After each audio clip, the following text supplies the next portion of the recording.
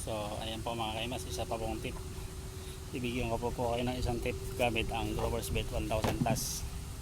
Bali ito po ay pwede rin po sa bagong tanim natin na ampalaya. Bali lumipas po yung 2 araw, didiligin po natin ito. Bali isang lata po ng sardinas sa dito po sa 16 liters na tubig o isang timba.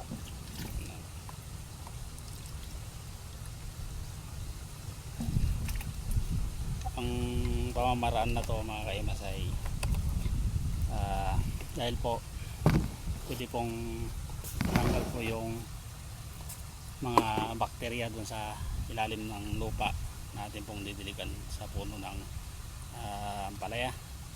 Saka yung pampaugat na rin po para po gumanda po yung ugat ng atin pong ampalaya. So ayan po, tara po, samahan niyo po ako mag-drag ng ampalaya.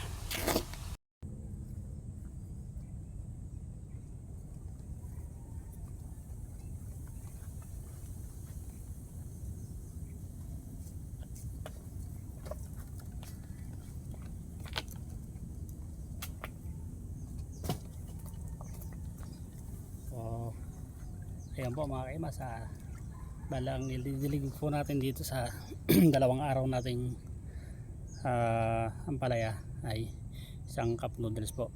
Bali ang kagandahan po na itong pagdidilig ng Growers Bet 1000 Plus mga kaimas ay ang magandang benepisyo nito ay papagandahin niya po yung ating pong bulas tsaka po yung ugat, papabilisin niyang dumami o kumapal para po nang sa ganun ay mabilis pong lumaki yung ating pong ampalaya.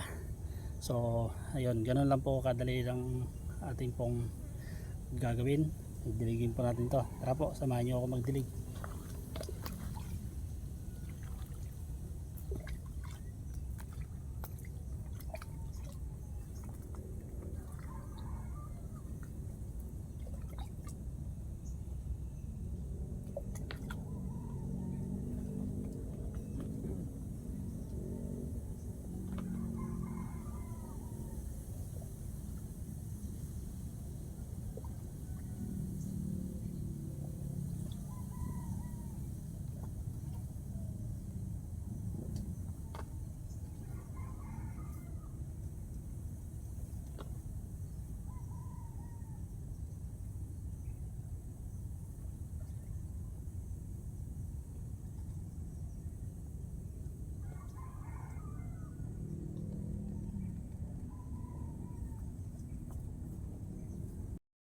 So ayan po, at tayo po ay nakatapos na pong magdilig. Ayan, kung makikita niyo po ang ating pong mga ampalaya mga kaimas ay sa loob ng 2 araw mula nung ating pong na-transplant ay ayan na po sila, patalbos na po kagad.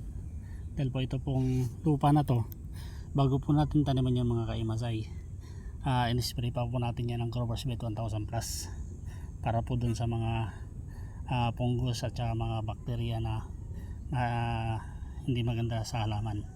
So ayun po, tapos po ngayon didilig po natin ng Growers Bet 1000 Plus para po patuloy po yung kanyang paglaki. Ayan, i-update ko po kayo lagi sa ating pong mga tanim na ampalaya. Ayan, makikita na natin, medyo nakikita na po. At ang susunod po natin gagawin dito ay ang pagbabalag. Ayan, nakikita nyo naman po ang ating pong mga ampalaya ay talaga naman pong malusog po ba.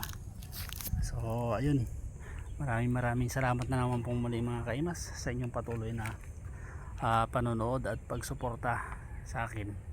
At ako po ay labis po na nagpapasalamat po sa inyo, at sana po ay patuloy nyo po akong suportahan para po sa patuloy po natin na pagbibigay ng konting kaalaman sa ating pong pumunting pagbibigay ng tip. Maraming salamat po.